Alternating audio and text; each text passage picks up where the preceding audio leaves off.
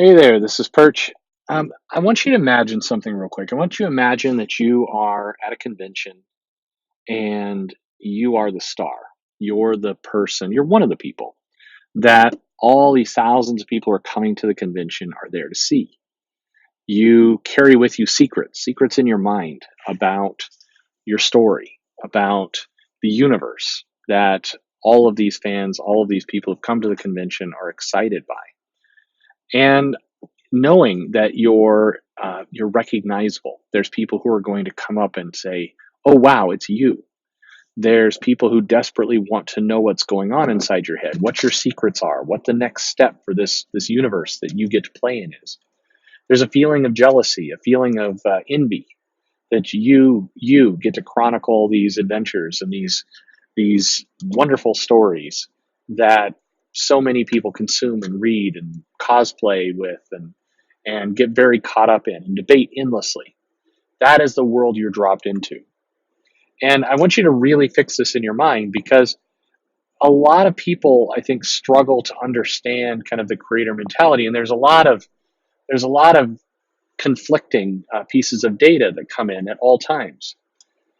I mean, the reality is, and it's been said that comics will break your heart, kid. Is the phrase? It's getting shared around a lot lately, and I think it's kind of one of those moments where, there's a lot of in social media, a lot of anger and angst, and the fans are getting more of a voice than they had before, more of a direct voice. I think it's important to look at things, how things have changed. They've changed a lot over the last 10 years, I mean, for 20 years, it's unrecognizable. But in the last 10 years, even, you have this network, this ability fueled by social media that allows fans to instantly, just within seconds, they can fire off I love this, I hate this, I like this because, and the way social media is engineered, it's, the social media is engineered for itself. It's engineered to grow and be big and to have people who are addicted to it and people who want to come in and tweet and look. Do you ever notice that on Twitter, there's not an easy way, until you know about it, there's not an easy way to see how many tweets you've done in a day. And in fact, there's been various experiments. You look at the new UI of Twitter where they want to downplay the amount of tweets you've made. They don't really want you thinking about how many times you tweet.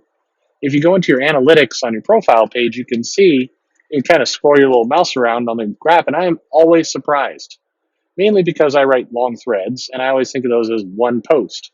But when there's like 12 or 20 threads in this post, and I'm answering questions, it's pretty common for me to have anywhere from 80 to 100 tweets in a day. Some people, it's a lot more. A lot of people, it's a lot more. And so you have this vehicle in social media that's really designed to put over itself. It's designed to capture engagement and to hook other people in and keep these threads and these conversations spinning. That's all well and good, but think of the other side. Now you got all this noise coming at people. And remember that scenario I told you at the beginning of the creator at the convention for the first time, this heady experience of being so in demand.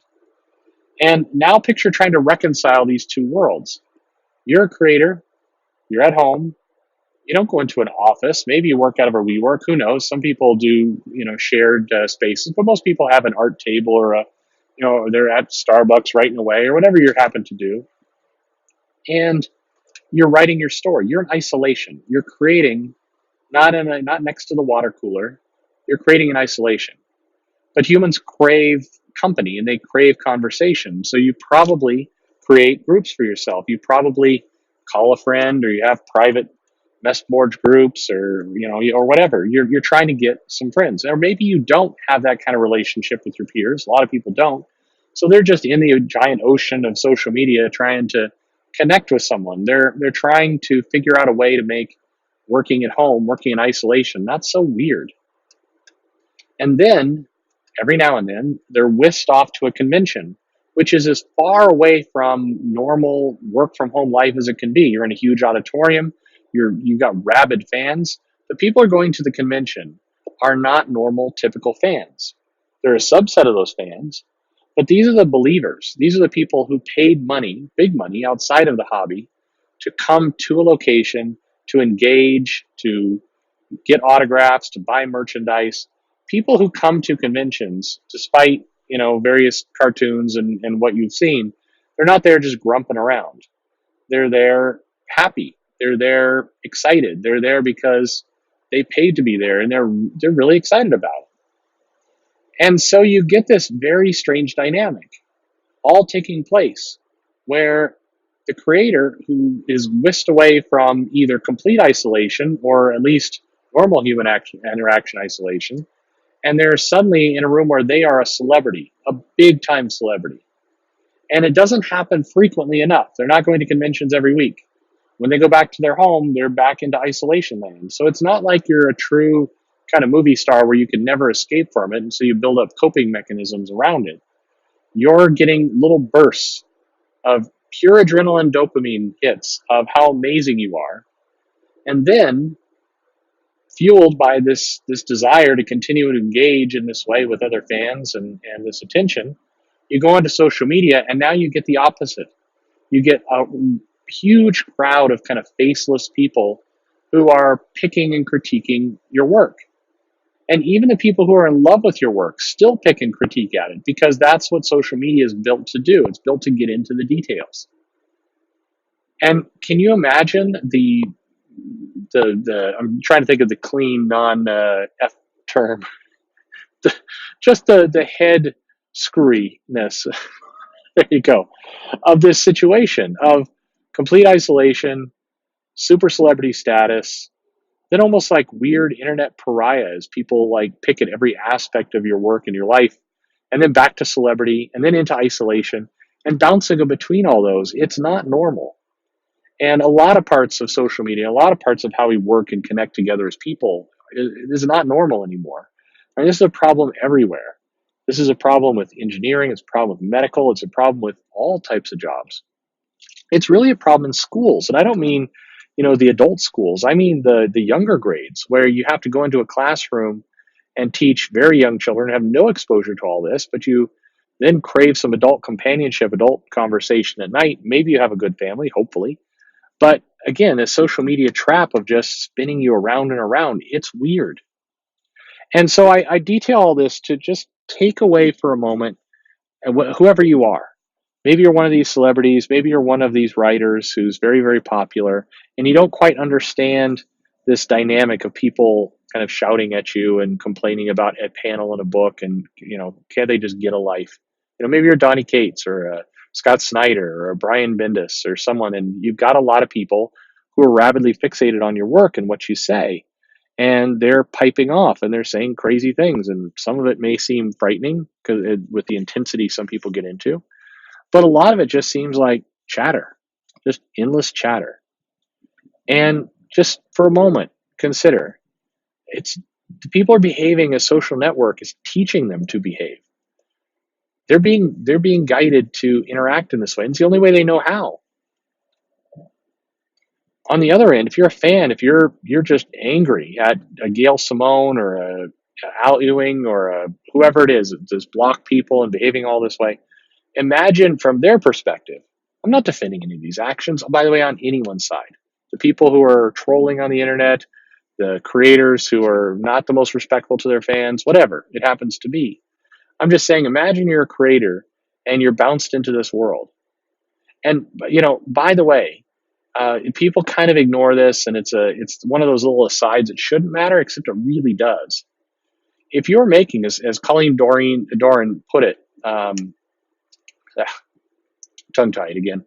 If you're making 50K a year, yeah, to some people that's a lot of money, but it's not a lot of money in a celebrity type world.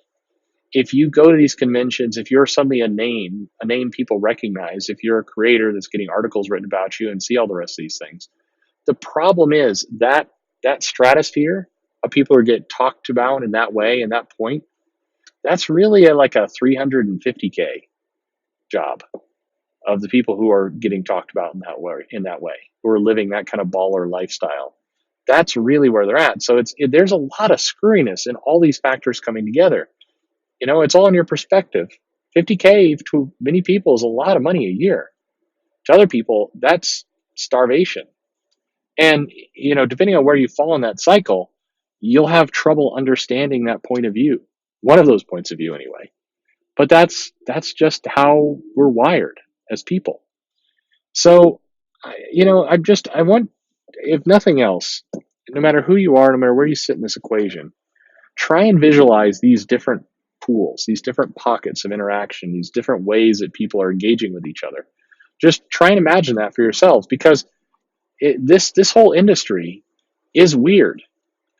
Whether you're a retailer, whether you're a creator, whether you're a fan, a reader, whether you're a salary member, one of the publishers, whoever you are, you're dealing with properties that are known the world over, massive billion-dollar properties.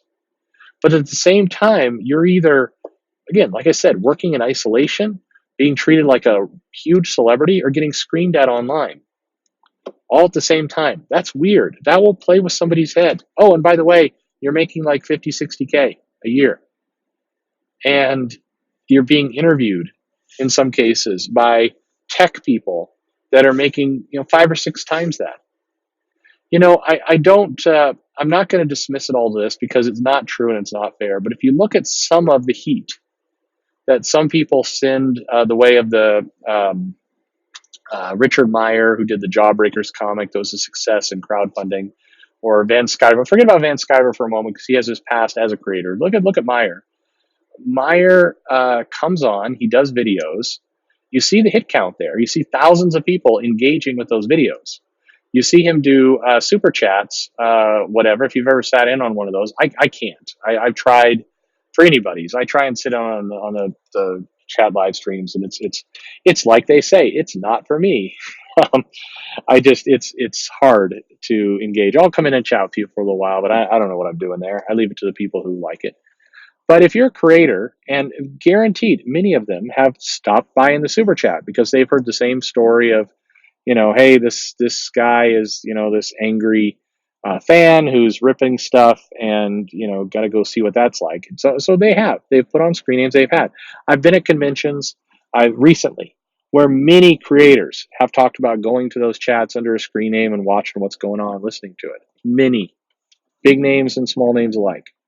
And if you're sitting in there and you're watching this guy who's basically calling you out, calling your comics and your peers and just trashing you, and you're seeing people giving him $5, $10, $20, $50, whatever, and you're telling all this stuff up, and you're like, son of a bitch, this guy just got in this 2-hour live stream what I spend weeks making, sweating over a comic and producing this material, and he's making that same money or more trashing it.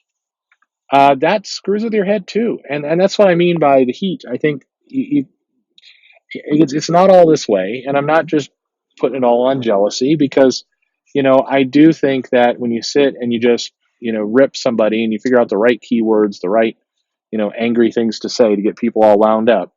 You've been, if you've been watching my videos, my style is not that, and I don't think that is helpful. I mean, there's a point. There's a point about a roast to just giving commentary, and I think that if you over and over and over the negativity, it gets to be too much. But all that said, yeah, I'm sure in this whole equation of working in isolation, being a celebrity at cons, being screamed at online, and then watching some critic of you easily pull in more money than what you're making, I mean, that's got to mess with your head. And so, just as I ask for people, I never ask for forgiveness. I'm not asking for people to let somebody off the hook for some nasty, awful thing they said or anything else. But I am saying, kind of, it helps you, the listener, you as a person. It helps you navigate the world a little bit. If you can take a step back and you can say, all right, I understand it a little bit better. I understand the motivations of people a little bit better. I understand how we got here. If you can understand how we got here, it just makes it easier to cope with the world. It makes it easier for you to not let yourself get drawn into the vortex of all the craziness. And that's a good thing. So there you go. That's kind of my little, not self-help video of the day, but just, there's a lot of strange perspectives going on here. And if there's any way for just a moment you can lay down the sword and shield and just say, I wonder what this other person is going through. What is their life like? Doesn't mean you don't. It doesn't mean that you're going to become Gandhi the next day and you have to let go of all your anger or anything else like that. It just helps you think about what are these people like, and then when you toss things in like the gender equation, or if you are a gay, lesbian, or trans, or whatever else, you toss that factor in as well. You're grappling with even more things, and that gives people a lot of added kind of cheap ammunition when they come after you. Or alternatively, I've got a trans creator that I've engaged with and talked with many times, and uh, she, um, I'm trying. I want to do it right. It just took me a second to remember she. That's not a joke. She talked about that it's really frustrating online to see people come at you. Frustrating, hurtful, like really hurtful to have people come at you for being trans. But it's not a great feeling when you're at the show and you get somebody coming up to you breathless, kind of shaking your hand, going, "Oh my God, you're so brave for being trans," and that's not it's not a compliment. People think it's a compliment, but it's not a great compliment. It just feels like more attention is being put to this thing, and you're just trying to live your life. Maybe that kind of depends on where you are in the stage of kind of your thing, but I think there's just so many factors here that people deal with, and so that's what I'm trying to convey here today. Of just consider those other factors, think about how it's impacting the world, the various things, and then do what you want. I'm not telling you what to be. Do what you want, but it's interesting when you can put your head into the perspective of someone else and say, ah, this is why the reaction is happening the way it's happening. Doesn't mean it's good. I think creators who use block bots are wrong, straight up wrong. I think some of the nastiness that goes on is wrong. I'm blocked by Gail Simone. I have no idea why. Her and I have talked friendly many, many times. I'm assuming it's a block bot. Maybe it's not. Who knows? I don't lose sleep over it, but and I don't think it's right. But it's her business. It's her account. She can do what she wants. What do you think? Hey, leave me a comment. Tell a friend, like, subscribe, notify, click the bell for notification, that thing. I should be doing that better. Follow me on Twitter at Comic Perch. And hey, thanks for listening. And hopefully, think it over. Maybe it helps.